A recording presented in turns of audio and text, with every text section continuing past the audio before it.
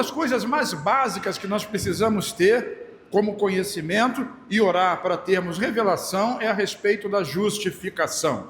Vire para quem está ao seu lado e diga: você é inocente em Cristo Jesus.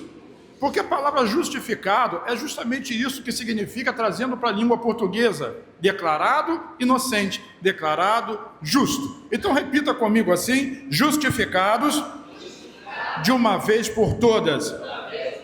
O texto é do apóstolo Paulo, eu acho, no livro de Hebreus capítulo 10, versículos de 11 a 14.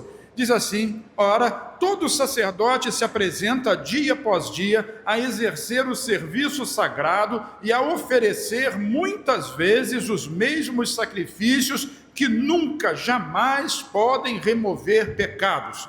Jesus, porém, tendo oferecido para sempre um único sacrifício pelos pecados, assentou-se à destra de Deus, aguardando daí em diante até que os seus inimigos sejam postos por estrado dos seus pés, porque com uma única oferta, eu repito, uma única oferta, aperfeiçoou para sempre quantos estão sendo santificados. Pai, eu peço revelação sobre essa palavra em nome de Jesus.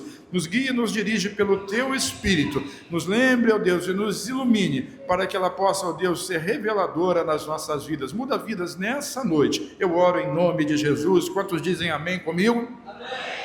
Quero dizer para vocês que durante muito tempo, debaixo da lei, o povo de Israel conviveu com sacrifícios, ofertas, cultos, memoriais, cerimônias e rituais durante todos os dias. Desde lá de Êxodo 19, durante todo o período do deserto, mais de 1.500 anos, e algo que muitas vezes acontece até hoje, sacrifícios precisavam serem feitos para poder suprir a necessidade do perdão dos pecados. Então o animal precisava ser morto, o sacerdote ele não podia descansar, ele trabalhava o tempo todo, o altar ele estava sempre trabalhando, sempre com algum sacrifício, sempre havia sangue sobre o altar, o fogo não podia apagar, porque tinha que haver a queima, porque as cinzas precisavam subir ao céu, e eram sacrifícios diários, 9 da manhã, 3 horas da tarde, aliás, 9 da manhã é a hora que o Senhor Jesus foi crucificado, 3 horas da tarde é a hora em que ele morreu e entregou o seu espírito e consumou a obra, porque era justamente no intervalo dos holocaustos que eram oferecidos todos os dias, diga todos os dias. Então não havia descanso, os rituais eles continuavam e continuavam e continuavam, mas nunca conseguiam resolver definitivamente o problema. Qual o problema? O pecado, a consciência acusada, a consciência culpada e a condenação. Mas todos aqueles sacrifícios, eles funcionavam como figuras. A Bíblia chama de sombra de algo que existe. Quando essa luz bate em mim, ela gera uma sombra, mas essa sombra não sou eu. O que acontecia naqueles sacrifícios era apenas essa sombra, a silhueta de alguma coisa que aconteceria lá no futuro. Lá no futuro algo diferente iria acontecer, porque até então aqueles sacrifícios eles tinham um prazo definido. A cobertura do sangue do animal, ela precisava ser renovada e renovada e renovada. A consciência de culpa, ela era amenizada, era atenuada, era anestesiada durante algum período, mas logo contava e atormentava novamente as pessoas. Isso tudo aconteceu até que, repete comigo, até que Jesus se manifestou em carne. Quando Jesus entra em cena, quando na plenitude dos tempos Jesus entra em cena na história, ele veio para resolver definitivamente esse problema. Ele não veio para oferecer mais um sacrifício dentro de uma grande e longa sequência de outros sacrifícios que haviam sido feitos. Ele veio para oferecer o sacrifício definitivo, o sacrifício que colocaria ponto final naquela história e que viria por meio dele, desse sacrifício, remover completamente o pecado. Sabe, ele não veio adiar a condenação, ele veio simplesmente exterminar com toda a condenação. Ele não veio oferecer uma nova chance que precisaria ser renovada ano após ano, mas ele veio resolver definitivamente algo que estava pendente. Eu não sei se você sabe da história, mas o sumo sacerdote, que era o sacerdote dos sacerdotes, o grandão, ele entrava no Santo dos Santos antigamente. o templo em Jerusalém, bem como a tenda de Moisés no deserto, o tabernáculo, ele era dividido em átrio, lugar santo e santo dos santos. E no santo dos santos estava a arca da aliança, que representa o Senhor Jesus. E em cima daquela arca da aliança tinha uma lâmina de ouro puro, com querubins com as suas asas estendidas sobre aquela lâmina de ouro. Aquele lugar chamava-se propiciatório. Então o sumo sacerdote, ele entrava ali uma vez por ano para derramar o sangue do cordeiro, o sangue do animal sobre aquele lugar, e quando o sangue caía, aquele sacrifício, aquele sangue, ele representaria que durante todo aquele ano a bênção, a paz e a bondade de Deus estaria sobre o povo. Agora, isso tinha um senão. Deus trabalha com a representação.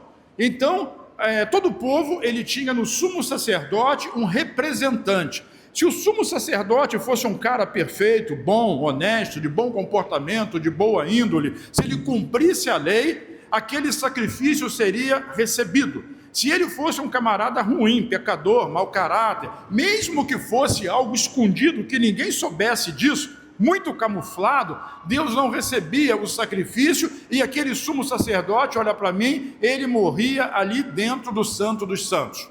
Por isso, na orla do seu vestido, tinham sinetas, para que quando ele andava, a sinetinha ia fazendo barulho e as pessoas ficavam do lado de fora ouvindo, ele está andando, está vivo. Se o barulho parasse e demorasse muito tempo, eles iam perceber, morreu, alguma coisa aconteceu, Deus não recebeu o sacrifício. Então tinha uma cordinha amarrada nele que puxavam ele para fora, porque ninguém entrava lá, só aquele sumo sacerdote. Isso em Israel acontece até hoje, num dia que vocês já ouviram falar, chama-se Yom Kippur.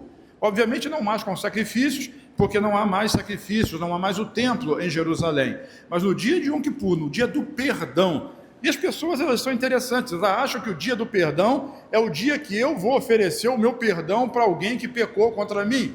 Mas o dia do perdão significa que é o dia em que você oferece o sacrifício e Deus perdoa você dos seus pecados. Sabe, nós precisamos olhar para a Bíblia e desistir, sermos sinceros, sermos honestos conosco mesmo e desistir de achar que nós somos o centro da mensagem. Não somos. O centro da mensagem é Cristo. Quando nós olhamos para Ele, nós temos essa revelação. E quando nós temos essa revelação, nós somos abençoados, porque somos abençoados nele. Abençoados nele. Naquilo que Ele fez, na obra que Ele completou. Essa é a bênção do Evangelho. Não é o que você fez, nem o que você faz, é o que Cristo fez. Qual é a boa notícia disso tudo? É que Jesus, ele se transformou no nosso sumo sacerdote. Ele é o nosso sumo sacerdote, porque quando ele morreu na cruz, ele entrou no lugar santo, ele foi oferecer o sacrifício dos sacrifícios, o sangue de todos os sangues, e derramou sobre o propiciatório do céu, não o terreno ali no templo. Naquele momento o véu se rasga, porque agora não havia mais necessidade de outras ofertas, de outros sacrifícios, e agora nós poderíamos entrar no santo lugar, na presença de Deus, para desfrutarmos da glória. Mas isso é maravilhoso? É, mas eu estou falando que existe algo muito maior e muito mais maravilhoso do que simplesmente eu poder entrar lá. Agora Deus podia sair, e Ele podia conviver não mais entre nós, mas agora Ele podia viver em nós. Esse é o Espírito da verdade que veio para habitar em cada um de nós. Sabe, essa é a mensagem do Evangelho. Em Cristo, naquele momento, nós fomos justificados.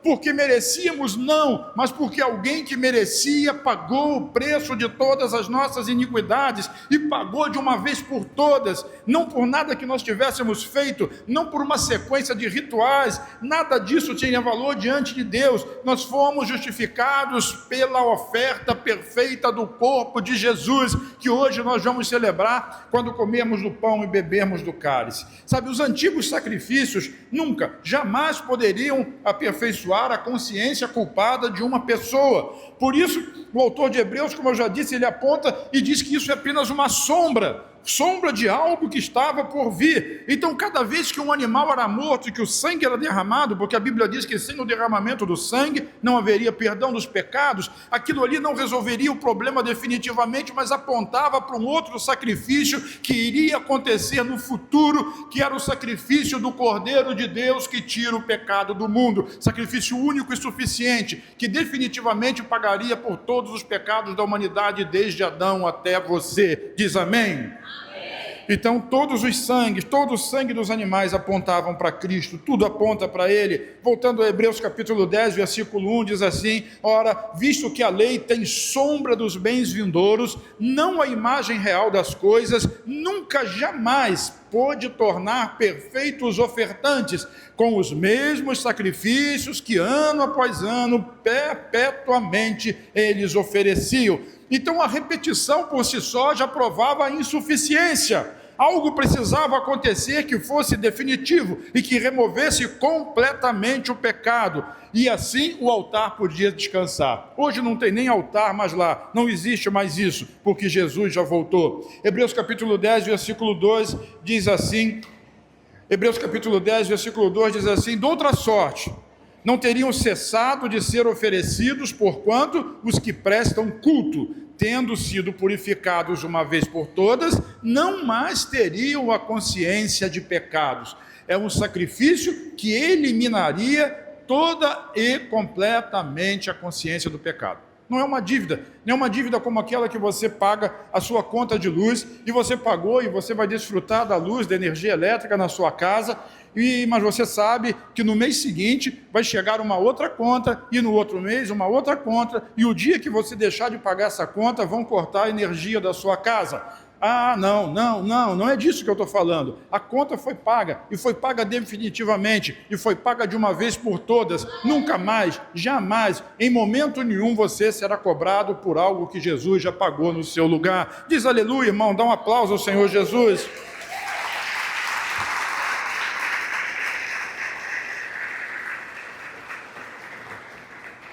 Então o sangue, quando era derramado, a consciência não era completamente limpa, porque ele sabia que no ano que vem teria que acontecer de novo, no dia de Yom Kippur. E se o próximo sumo sacerdote não fosse aceito, o povo estava perdido, porque tudo dependia da representação desse sumo sacerdote. Mas agora é diferente, porque Cristo foi aceito. Não é o seguro do seu carro que tu tem que renovar todo ano. É que já foi feito, está pago, e nada vai poder mudar essa história. Hebreus capítulo 10, versículo 4 diz assim: porque é impossível, repete comigo, impossível, que o sangue de touros e de bodes removam pecados. Não era difícil, era simplesmente impossível, não poderia acontecer. Nenhum animal poderia carregar plenamente a culpa moral de um ser humano. Nenhum sacrifício oferecido pelo homem poderia produzir a justiça perfeita. E hoje em dia, muitas vezes crentes, não vocês, vire para quem está ao seu lado e diga assim: você não. Gente de outras igrejas e de outros bairros e de outras cidades, sabe, quando eles cometem algum pecado e vêm à igreja, então o pastor faz aquela pregação de consagração, dizendo: você que cometeu pecado, se arrependa do seu pecado. Dia de ceia, então, isso era muito comum, pede perdão a Deus para você poder participar da mesa do Senhor, e aí você com o coração contrito, sabe, queria amenizar a sua consciência culpada por causa dos pecados que cometeu, e começava a dizer assim: não, eu prometo que agora eu vou melhorar, não, dessa vez eu vou me comportar melhor, não, eu vou mostrar que Deus pode contar comigo, eu vou mostrar que eu sou digno de receber e que eu mereço participar desse momento da ceia, enfim, de ser abençoado. E o que acontecia? Participava daquele momento, passava 2 ou 3 dias e caía de novo. Parece que continua, é uma igreja, são pessoas que parece que continuam ainda debaixo da lei, fazendo novos sacrifícios, fazendo novas promessas, fazendo promessas que não conseguiam comprar. Irmão, tudo isso já foi pago na cruz de Cristo. Essa é a justiça da fé que é nossa. Nossa, não por aquilo que nós fazemos, mas por aquilo que Cristo fez. O Evangelho de Jesus não é uma parceria entre Jesus e você. entre a cruz e você. É a cruz com a cruz, é Cristo com Deus, e a sua dívida foi paga. Não é 50% paga por Jesus e 50% depende do seu comportamento, depende da sua atitude, não depende de você. A única coisa que depende de você é crer, é acreditar que Ele já pagou o preço. Você é livre, você é salvo, você é abençoado, você é amado, você é justificado em Cristo Jesus. Esse é o Evangelho, mas isso é fácil demais. Se fosse fácil demais, essa igreja estaria cheia e o Maracanã vazio. As igrejas estariam cheias e o sambódromo vazio. Não é fácil. Não é fácil acreditar, porque as pessoas querem merecer algo que não merecem, que não tem capacidade de merecer.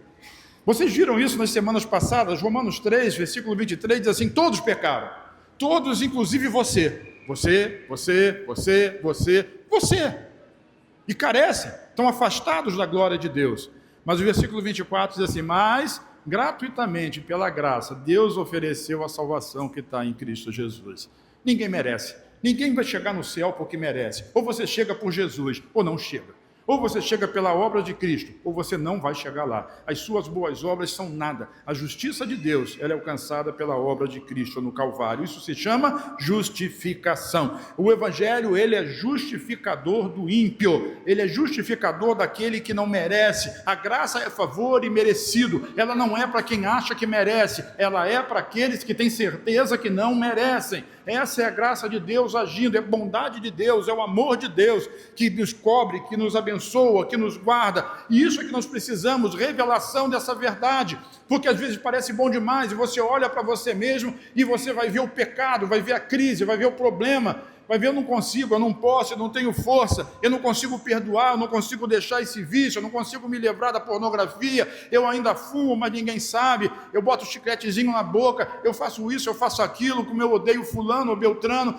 e fica preso a essas coisas não podem ser maiores do que o sacrifício de Jesus na sua vida. E quando de fato você crê que Jesus já levou todas essas coisas na cruz, você vai ser completamente liberto disso, de dentro para fora. Mas ainda assim, hoje, enquanto você está sofrendo essa consequência, eu quero dizer para você algo que é extraordinário: você é justificado. Sabe, nem todas as pessoas conseguem dizer isso. Então diga para a pessoa que está ao seu lado: se você está em Cristo, você é nova criatura. As coisas velhas já passaram, eis que tudo se fez novo. Isso tem nome: justificação. Diga para quem está ao seu lado: você é justificado. É esse o Evangelho, o poder de Deus para a salvação de todo aquele que se comporta bem, de todo aquele que cumpre a lei, de todo aquele que faz todas as coisas certinho. Não. É o Evangelho, o poder de Deus para a salvação de todo aquele que crê. Aliás, esse é o único mandamento que ainda acontece no Novo Testamento: crer que Jesus é o Filho de Deus, enviado de Deus para ser o Salvador de toda a terra. Ele é o seu Salvador. Sabe, nós não podemos nos salvar sozinhos, é impossível. Alguém precisava vir e pagar o preço. Jesus pagou o preço na cruz. E no preço pago pelo Senhor Jesus, nós temos a bênção da justificação. Vire para quem está ao seu lado e diga: você é inocente. Aleluia.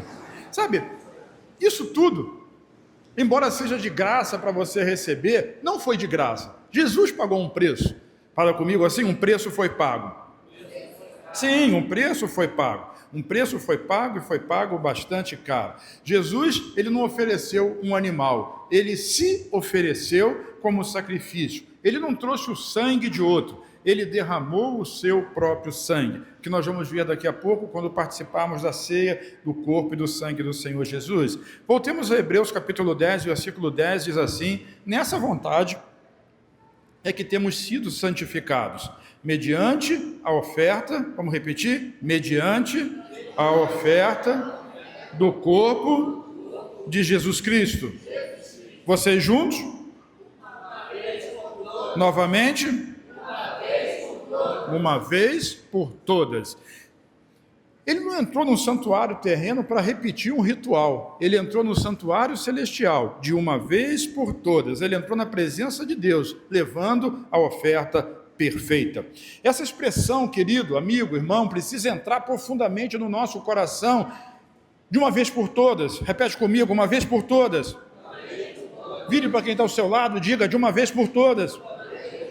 Isso, não é uma vez por ano, não é até o próximo pecado, não é quando você conseguir manter um bom comportamento que possa agradar a Deus. Olha o que o texto continua, versículo 11 e 12. Ora, todo sacerdote se apresenta dia após dia a exercer o serviço sagrado, todo dia, a exercer o serviço sagrado e a oferecer muitas vezes, eu cito muitas vezes, os mesmos sacrifícios que nunca, repito, dou ênfase, nunca jamais podem remover pecados.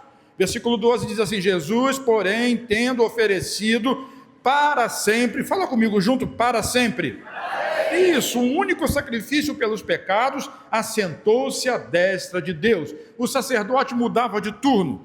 Sacerdote do turno, 12 por 36, 12 por 24, não sei qual era o turno, 24 por 24, 24 por 36, sei lá, quem trabalha em área médica, em plantão, quem trabalha na polícia sabe como funciona, e um era substituído pelo outro e nunca descansava, e o fogo, você já leu isso no Antigo Testamento, o fogo não podia apagar, e a gente transforma isso no fogo do Espírito Santo, isso é uma bênção, mas aquele fogo lá era o fogo que consumia o holocausto. Para quê? Para que a fumaça subisse e o perdão pudesse descer, nunca podia pagar, mas agora é diferente, um único sacrifício terminou com toda essa sequência, tudo isso foi concluído em Cristo, na cruz. Jesus, ele não declarou assim, está quase terminando, ele não disse assim, agora vocês precisam completar a obra que eu comecei, o que ele falou foi, está consumado. Repete para eu ouvir, diga, está consumado.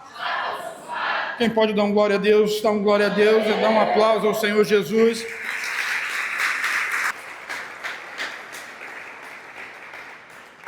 Ele não fez uma parte e deixou outra parte para você fazer, ele já fez tudo. Qual é o problema? O problema é que você não acredita. Qual é o problema? Falta revelação. Mas o Espírito Santo, Jesus prometeu que ele viria e nos lembraria, nos revelaria toda a verdade. Essa é a verdade. Não é no seu esforço, é no esforço de Cristo. Não é o que você faz, é o que ele fez, é o preço que já foi pago. Por isso se chama justiça da fé. Sendo, pois, justificados pela fé, isso é para domingo que vem, temos paz com Deus em Cristo Jesus. É pela fé que nós recebemos isso, não é pelas obras, porque quando você olha para você mesmo, você vê o pecado, você vê o erro. E se você for sincero com você mesmo, você vai perceber que não existe nada de bom aí dentro. Sempre existe uma tendência ruim. Mas o que eu quero dizer é que o Senhor Jesus, ele já pagou por todas essas coisas. Esse aí já tinha morrido, já morreu com Cristo. Isso é só uma lembrança. Cristo morreu por todos os nossos pecados. E sabe, e quando a gente diz que Cristo morreu, é porque quando ele morreu, você não tinha nem nascido. Então ele morreu e pagou pelos seus pecados antes de você pecar. Por isso eu posso dizer que ele morreu e pagou pelos seus pecados passados, pelos seus pecados presentes e pelos seus pecados futuros. Porque tem igreja que diz assim, quando a pessoa recebe Jesus, todos os seus pecados são perdoados, dali para trás. E agora? Agora depende dela. Parabéns, agora é com você. Segura aí. Ainda pega o texto da mulher adúltera e diz, agora você vai e não peca mais, hein? Está pensando em quê? Olha, não pode. Sonhou. Pecou. Ela estava dormindo. Não importa. Você sabia que o sumo sacerdote, antes de ele entrar para oferecer aquele sacrifício anual, ele não dormia? Por quê? Vai que ele tivesse um sonho torto. Vai que ele sonhasse que estava pegando alguém que perturbou ele, estava apertando o pescoço dessa pessoa. Pecado. Jesus pagou o preço definitivamente pelo seu pecado. Ele não pagou só uma parte, ele pagou tudo, está tudo feito, está tudo completo. E não é que o pecado não tenha valor, irmão. O pecado ele é tão pernicioso e tão maligno que Jesus precisou morrer por causa dele. O pecado é mau, ele destrói. E a graça de Deus não é, como eu tenho dito, um habeas corpus, não é uma liberdade para você continuar a viver em pecado. Não, nada disso. É o próprio poder de Deus para você não pecar mais. O problema é que antigamente, quem vivia, ou quem vive, ou quem continua a viver debaixo da lei, vive debaixo de uma hipocrisia, de uma maquiagem. Nada contra a maquiagem, cabelo pintado, trabalho bem feito, né? Glória a Deus pelos irmãos, né? Não vou aqui falar mal da Adriele, do trabalho dela, daquele cabelo perfeito, continua fazendo o seu cabelo, continua passando a sua maquiagem, mas na vida espiritual, você se esforçar é você maquiar aquilo que só pode ser feito por fora. Deus não quer transformar o seu exterior. Aleluia. Me contaram que Léo estava pregando domingo passado aqui, passou um carro de som, que até ele teve que parar uns 10 minutos aqui, porque o negócio estava sério, hein? Fiquei sabendo disso lá do outro lado, da América do Sul, hein? Sabe, a lei é isso. É você se esforçar para mudar por fora. É você ficar com raiva, mas não manifestar a sua raiva, controlar os seus ânimos e dizer assim, eu venci, eu não pequei. Não é, Eduardo? Eu não chamei Eduardo Não chamei da boca para fora, mas no coração a minha vontade era torcer o pescocinho dele. Pecou do mesmo jeito. Jesus pagou por todos os seus pecados. Você agora é justo, você agora é inocente. Só que isso é uma coisa tão complicada de entender naturalmente que precisa de revelação. Ninguém precisa de revelação para entender a lei. A lei é assim, você se comporta bem, você ganha o presente, é abençoado. Você se comporta mal, você vai ser castigado. A justiça está aí, a polícia está aí, o governo está aí, os governos estão aí para punir quem se comporta mal. Todo mundo entende disso. Agora, a graça de Deus é aquela que perdoa o pior dos pecadores. E não é só perdoar. Perdoar já seria uma coisa muito boa, mas o indivíduo seria um ladrão perdoado. E o estigma de ladrão sempre estaria sobre ele. Ele só é um ladrão perdoado. Mas não é nada disso. O que Deus faz é justificar, isso é muito mais. Eu vou explicar para você como funciona, mas ele pega aquele ladrão, aquele assassino, aquele mentiroso, aquele fofoqueiro, seja lá o que for, qualquer coisa, sabe? E dá para ele uma vida nova. Uma vida nova. É como se a pessoa tivesse conseguido anular o CPF, cancelar um CPF e recebido um CPF novo. Nasceu de novo. É isso que Deus faz. É isso que Gálatas diz em Gálatas 2:20. Já estou crucificado com Cristo. E vivo não, mas Cristo vive em mim. E a vida que vivo na carne, agora eu vivo na fé. Na minha fé? Não, na fé do Filho de Deus, aquele que me amou e a si mesmo se entregou por mim. Diz aleluia. Deus providenciou a sua morte. Você morreu com Cristo. Mas com Cristo também você ressuscitou para uma nova vida. Então, o que acontece?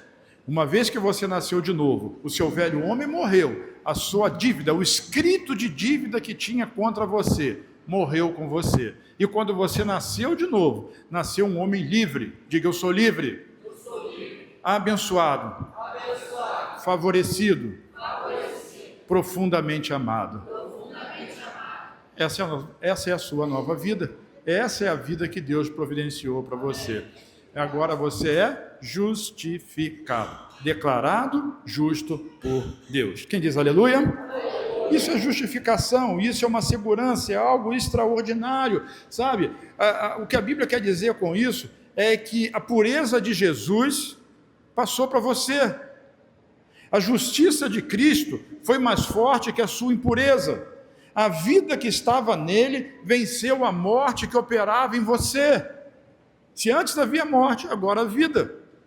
Mas comigo nada dá certo, comigo nada funciona. Isso é o diabo enganando você. Comigo, com você, tudo funciona, com você sim, as coisas, uma vez ou outra, as coisas vão dar errado, mas todas as coisas cooperam para o bem daqueles que amam a Deus, continua confiando em Deus, confiando na palavra. Você é justo, é amado, é justificado, potencialmente justificado. Você não vai morrer, você não vai morrer, você não vai fracassar. Deus é contigo, Ele te abençoa. Eu estou dizendo isso porque eu lembrei do Glauber, e há 1 ano e pouco atrás eu dizia para ele, calma cara, você não vai morrer, e ele estava com medo, não, você não vai morrer.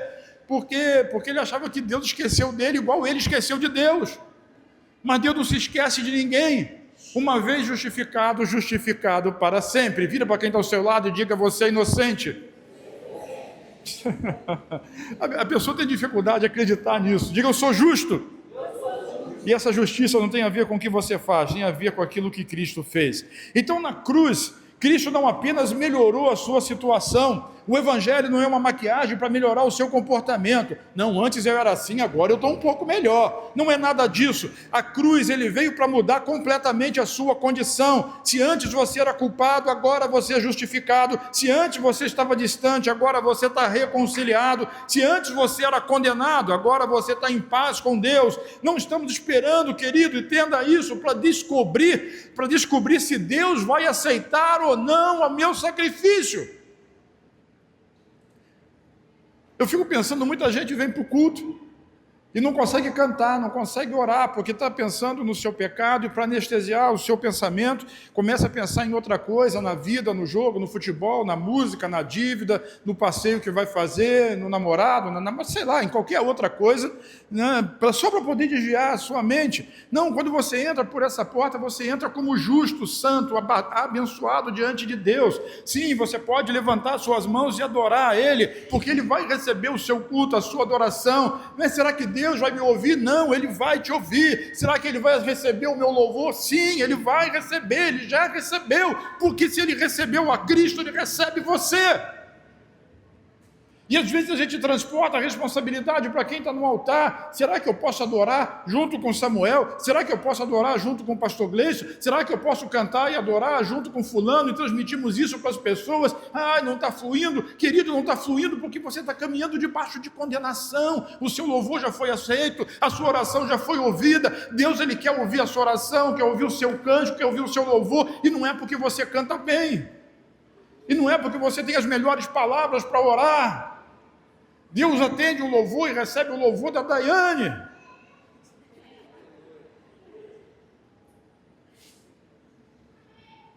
Cá entre nós, ela está lá nos kids. Tem uma vez ou outra que ela canta no banheiro até que é legal. Tem umas músicas que ela já aprendeu, então, mas não pode dizer isso para ela, porque senão ela vai ficar na casa do pastor Gleice batendo na porta e mandando mensagem: me dá uma chance, me dá uma chance, me dá uma chance.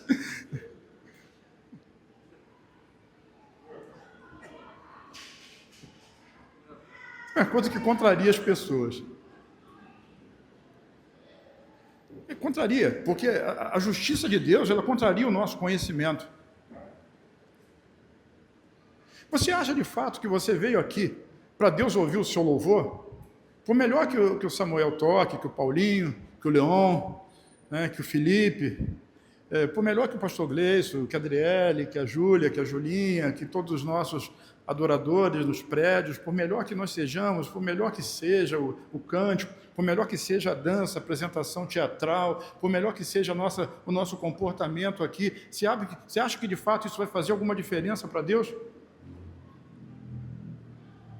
Se Deus precisasse do louvor de alguém, tem todos os anjos, milhões, bilhões de anjos perfeitos, sem pecado, afinados, todos preparados para dizer santo, santo, santo todo dia. Isso não tem a ver com você, tem a ver com Ele. E quando você canta de verdade, quando você ouve a palavra, quando você recebe no coração, sabe quem é transformado? Você acha que é Deus que está sendo transformado? Não, é você. Isso tudo é para o seu bem. Para que o céu venha à terra. Essa é a vontade de Deus. Jesus ensinou a orar assim: que venha o teu reino, para que o céu desça à terra, para que o poder de Deus e a glória de Deus abrace a igreja. Então isso é fundamental, você entender a sua posição em Cristo. Você é justificado. Não vá mais, nunca mais orar para Deus como um pobre pecador, perdido, miserável. Tem um monte de canção que fala isso. Isso é canção do pecador sem Cristo. A sua canção não é essa. A sua canção é canção do Filho. Diga: Filho. Do Filho amado, do Filho amado que é recebido, do Filho amado que é aceito, do Filho amado que não pode perder a sua posição de filho jamais, nunca mais. Eu estava falando para os irmãos de Santa Bárbara na quinta-feira da outra semana, e eu tinha feito um casamento e fui viajar na mesma noite, né, depois do casamento, que eu fiz semana retrasada. E na quinta-feira, o Daniel estava sem carro, deixou o carro em casa, foi trabalhar de ônibus, a Moná estava lá em casa com a Isabel está muito fofa. Se eu parar para pensar na Isabel, eu vou deixar Jesus ali do lado e vou falar dela, né? Ela quer o vovô. Mas, voltando a Jesus, e assim, era uma coisa, e ele chegou para mim no final do culto e falou assim: pai, eu estou sem carro e sem carona, me leva em casa. O que você acha que eu fiz, Jafim? Levei ele para casa, né? Levei, né? Por que eu levei? Porque ele é meu filho. Mas ele não precisou dizer assim: grande e poderoso papai, apóstolo da igreja, pastor, homem de Deus, pelo amor de Deus, me ajuda nesse momento difícil da minha vida, porque eu estou sem carro e não tenho um ônibus que passa na minha porta. Me leva para casa, por favor. Ele precisou fazer esse tipo de pedido? Não, ele só disse: pai, me leva para casa. Eu falei: claro, vamos lá. Deus quer que você se relacione como filho amado, e não como pecador perdido, miserável. Você é filho, você é justo, você é inocente, você é amado, amado, amado. Vira para quem está ao seu lado e diga: você é muito amado. Oh, meu Deus, essa revelação para nós dessa verdade, sabe? Jesus ressuscitou e hoje nós vamos comer do pão e beber do cálice. A ressurreição de Jesus aponta para que o sacrifício foi aceito, a dívida foi paga, o pecado foi removido, a vida venceu a morte. A gente tem muito medo da morte, a maioria de nós, mas essa é a última vitória, é a última coisa que precisa ser colocado debaixo dos pés de Jesus. E você sabe quais são os pés de Jesus aqui na terra? Somos nós, é a igreja, nós somos o corpo. É vencer a morte. Não a morte espiritual, mas vencer a morte física. O dia que tu fechar os olhos para cá, para essa terra, se Jesus demorar, quando você abrir os olhos do outro lado, você vai ver que a vida é muito melhor. Aquela dor nas costas que está com você já há umas semanas, você nunca mais vai sentir ela. Sabe aquele óculos que você precisa usar, porque senão tu não enxerga nada, nunca mais você vai precisar dele. Aquela gordura que tu quer se livrar, aquele peso que está, nunca mais. Natália, desculpa, mas não vai ter fisioterapeuta no céu, porque ninguém vai ter problema, não vai ter médico, sabe, não vai ter nada disso. Você vai ser muito melhor e muito mais forte, sabe, muito mais capaz, muito mais... Essa é a vida que Deus preparou para nós. Ele já venceu a morte, Ele já pagou o preço. Esse é o nosso futuro, essa é a nossa história. Deus está querendo que nós desfrutemos dessa bênção ainda aqui na terra, hoje, meu Deus, traz revelação para nós. Deixa eu caminhar para o final, porque senão eu fico empolgado com esse negócio aqui. Sabe, o único sacrifício, Ele aperfeiçoou para sempre, Ele nos aperfeiçoou para sempre, sabe, único, sacrifício único, uma única oferta que Jesus fez, nos aperfeiçoou para sempre. Versículo 14 de Hebreus 10 diz assim: porque com uma única oferta, repete, única oferta, aperfeiçoa para sempre quantos estão sendo santificados. Então entenda isso, irmão. Tenha revelação, essa é a palavra de Deus, não é a minha palavra. Eu vou pedir licença para virar as costas e mostrar para você ali, porque com uma única oferta. Que oferta foi essa? Jesus na cruz, uma única oferta, uma única vez, um único dia, uma única oferta. Ele aperfeiçoou. Eu perguntei de manhã isso lá no culto da manhã. Aperfeiçoou, é o verbo aperfeiçoar. Ele está no passado, no presente ou no futuro? Está no passado. Ele aperfeiçoou no passado, porque quando Jesus morreu, nenhum de vocês era nascido, nenhum de nós era nascido. Então Ele já nos aperfeiçoou. Eu já sou aperfeiçoado em Cristo, aperfeiçoado, feito perfeito, completamente perfeito. A obra está completa, está perfeita. Essa é a obra de Cristo no Calvário. Está ali, Hebreus 10, 14, palavra de Deus que não volta vazia, sabe? Ele aperfeiçoou. Você é uma obra aperfeiçoada, porque você merece? Não, porque uma oferta, uma única oferta foi feita para sempre. Fala comigo, para sempre. Oh, meu Deus, traz revelação para nós. Mas apóstolo, eu estou cheio de problema. Eu nem te conto, eu vim para cá, mas eu vim para cá brigado com a minha mulher, que ela demorou para se arrumar, ficou 2 anos fazendo maquiagem. Aí quando eu cheguei, peguei trânsito, o trânsito foi muito difícil, e eu comecei a murmurar. Você não, Léo, você não faz isso, é a benção. Mas assim, os outros fazem, né? E está muito ruim, vou entrar aqui, caminhar pelo acostamento, vou sair cortando todo mundo, e ficou com raiva, e fez isso, fez aquilo, eu sou assim, como é que eu posso ser perfeito? Olha só o que o texto diz, irmão, vamos lá, sabe, uma única oferta já aperfeiçoou você para sempre. Essa é a sua posição, aperfeiçoado, em outras palavras, justificado, em outras palavras, inocente. Mas ele continua dizendo assim, para sempre, quantos, olha, estão... Então uma coisa é aquilo, é a obra que Jesus fez. A outra coisa é aquilo que ainda está acontecendo na sua vida. Jesus já te aperfeiçoou em Cristo, Deus já te aperfeiçoou em Cristo, mas agora você está sendo, diga, santificado. Aí é um processo. É o processo da santificação. É um processo. Aquele que começou a boa obra, ele não dormiu, ele não parou, ele vai completá-la até o dia de Cristo. Só Cristo entra no céu, e o dia que você entrar lá, você vai ser igual a ele. Então você está sendo aperfeiçoado? Não, você está sendo santificado. Oh, meu Deus, traz revelação para nós podermos entender isso. Existe algo que está concluído, e existe algo que está em processo. Existe algo que já está pronto, e existe algo que está sendo processado. Oh, meu Deus!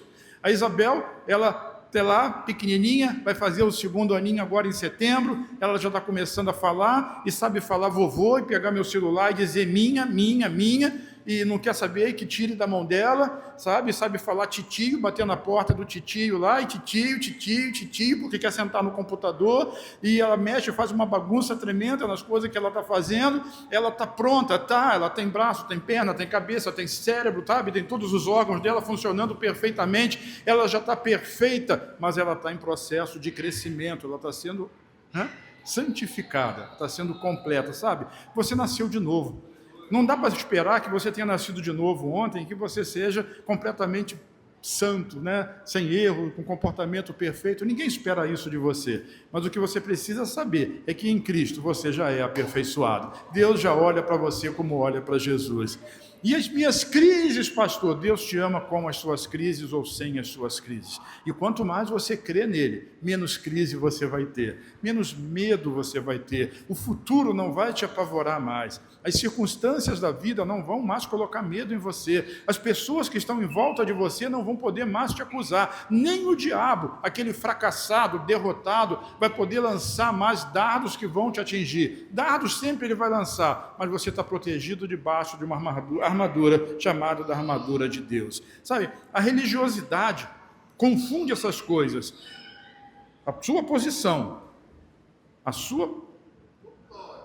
glória. A religiosidade, então, confunde essas duas coisas. A sua posição com o processo que você está continuamente sendo santificado. Uma coisa é você ser justo, outra coisa é você ser santificado. Deus não declarou você justo por causa do seu comportamento, porque senão você jamais poderia ser. Deus declarou você justo por causa do sacrifício perfeito do Senhor Jesus. Aleluia. A consciência do pecado, ela diz assim: eu sou apenas um pecador tentando me aproximar de Deus. Mas a consciência da justiça diz: eu fui justificado e agora posso viver na presença de Deus. A consciência do pecado olha constantemente para a falha. A consciência da justiça olha continuamente para Jesus. E isso não é ignorar o pecado, é colocar o pecado no lugar dele, debaixo da obra consumada de Cristo. Quando erramos, reconhecemos. Quando pecamos, confessamos. Quando caímos, recebemos graça para levantar. Aleluia. Não tem nada pior do que um crente que tenta se justificar. Fulano, o que aconteceu? Não, porque aconteceu isso, porque foi por causa daquilo, porque eu tive um problema, porque não sei o quê. Isso tudo é justificativa. Nós não temos que nos justificar. Nós reconhecemos quando nós erramos e declaramos que somos justos em Cristo Jesus. Fulano, você vacilou, é verdade. Cheguei atrasado, não consegui cumprir o meu compromisso, não deu para fazer, eu peço perdão. Mas em Cristo, você continua sendo justo. Você é justificado. Não tente se explicar. Não vai adiantar nada. Só reconheça a sua posição. E a sua posição vai mudar o seu estado. Olha só, que bênção. Quantos são justificados aqui, dizem amém? A resposta não está baseada naquilo que eu sinto, está baseada naquilo que Cristo realizou. A obra é de Cristo, ela foi consumada, ela foi terminada. Então a nossa vida cristã, ela precisa ser construída sob essa consciência. Não somos pecadores tentando nos tornar filhos, somos filhos sendo transformados à imagem de Cristo. Eu vou repetir, não somos pecadores tentando nos tornar filhos, somos filhos sendo transformados à imagem de Cristo. Não lutamos para sermos aceitos, lutamos porque já fomos aceitos. Não obedecemos para conquistar o amor de Deus, obedecemos porque o amor de Deus nos conquistou. Quantos dizem aleluia? Aleluia! Sabe, a justificação não é Deus fingindo que você não pecou, nem varrendo o seu pecado para debaixo do tapete. A justificação é Deus declarando que o seu pecado já foi completamente julgado em Cristo. E no final do julgamento, ele declarou inocente, justo, justificado em Cristo Jesus. Nós fomos aperfeiçoados para sempre. Pecadores no passado, justos em Cristo Jesus hoje. Quantos dizem aleluia? Aleluia. Todo o tempo que o povo esperava do lado de fora, enquanto o sumo sacerdote entrava no Santo dos Santos, a expectativa deles era que o cara saísse de lá vivo, porque se ele saísse vivo, o sucesso daquele ano estava garantido. Quando Jesus morreu e foi sepultado, a expectativa do mundo se virou para aquela sepultura lá em Jerusalém, para o jardim do túmulo, na expectativa do que aconteceria. O sacrifício já havia sido feito, mas qual era a resposta? Será que o sacerdote, o sumo sacerdote, ia sair de lá de dentro vivo? Será que ele ia conseguir vencer a morte? Pois no terceiro dia, Jesus ressuscitou.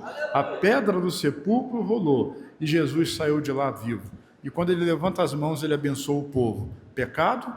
Nunca mais. Esse é o poder do Evangelho, que muda a história, que transforma a vida, que restaura pessoas. Sabe, é essa obra que já aconteceu na sua vida. E as circunstâncias é o processo do qual você está passando para que você possa ser a semelhança do Senhor Jesus. Mas a sua obra já foi feita. O seu comportamento não é mais relevante. A obra de Cristo, Cristo em nós, esperança da glória. O véu já foi tirado e agora ele pode vir, ele pode habitar no nosso meio.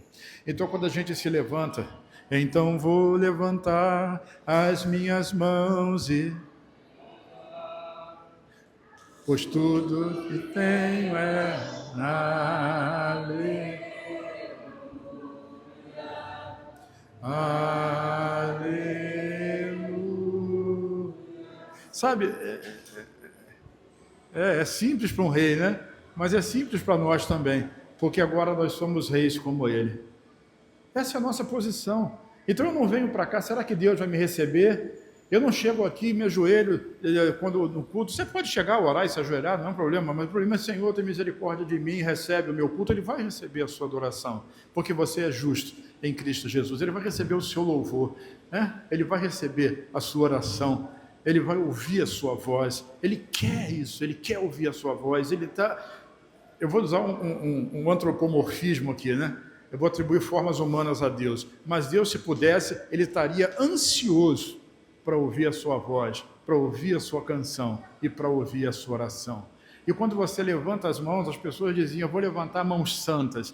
Não precisa, levanta a mão vazias e deixa ele segurar, porque o que ele quer é que você possa dizer aleluia, louvado seja Deus. E aí o céu, ele vai descer sobre a terra e você vai perceber o quanto é maravilhoso ser filho amado do nosso Pai. Grandemente abençoado, altamente favorecido, tudo isso na base da justificação. Quantos dizem aleluia? Aleluia! Fica de pé comigo em nome do Senhor Jesus. Aleluia!